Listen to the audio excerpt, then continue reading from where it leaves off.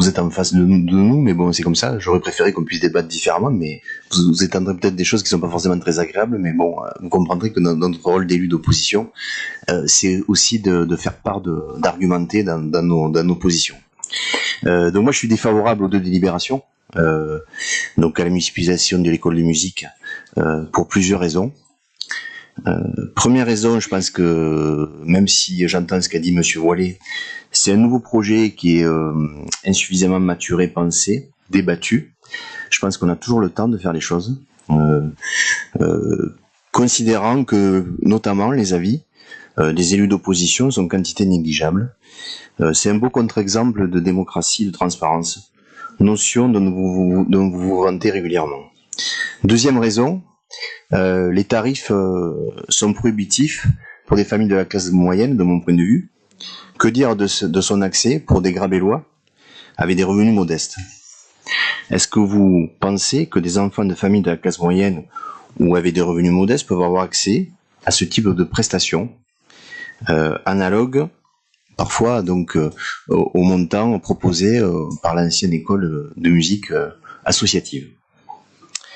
Troisième raison, cela va à l'encontre des propositions que nous mettrions en œuvre, nous, concrètement, j'entends ce que dit Monsieur Voilet avec notre équipe, si nous devions faire ça, c'est-à-dire favoriser l'accès à la culture pour tous, donc ça signifie la subventionner, dans un vrai esprit de partage, de respect de tous les Grabellois.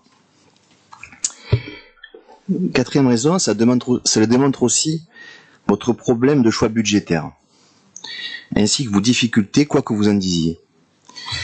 Vous ne serez pas en capacité, de mon point de vue, à financer la municipalisation de l'école de musique, à réaliser un nouveau théâtre de poche, et probablement encore moins à réaliser un centre culturel à la Tuilerie de Massane. Je rappelle que l'étude de faisabilité de ce centre culturel est financée intégralement par la métropole de Montpellier, ce qui dénombre votre faible conviction pour ce projet et votre faible engagement. Cinquièmement,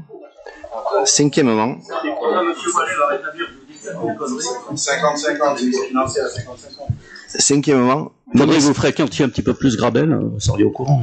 Oui, mais enfin, si vous me laissez terminer, ça serait intéressant parce que ça démontre aussi votre intolérance. Régis, nous vous la fait pas cette fois-ci, vas-y, termine. Oui, mais justement, je termine.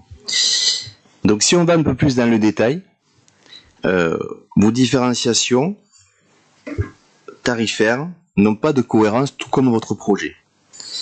En effet, vous faites une préférence grabelloise pour seulement une partie des projets, des activités. Notre équipe ne ferait pas de différence comme vous les faites. Enfin, j'ajoute que cette délibération me fait fortement penser à un achat de voix pour les prochaines élections municipales. Des familles étant impactées par les offres d'emploi, notre équipe et moi ne souhaitons pas d'une ville achetée, assujettie, mais au contraire de citoyens grabellois libres de leurs choix, de leurs actes. C'est une question de principe. Pour toutes ces raisons, je voterai contre ces deux délibérations. Vous voulez une ville insoumise alors? Non, une ville libre.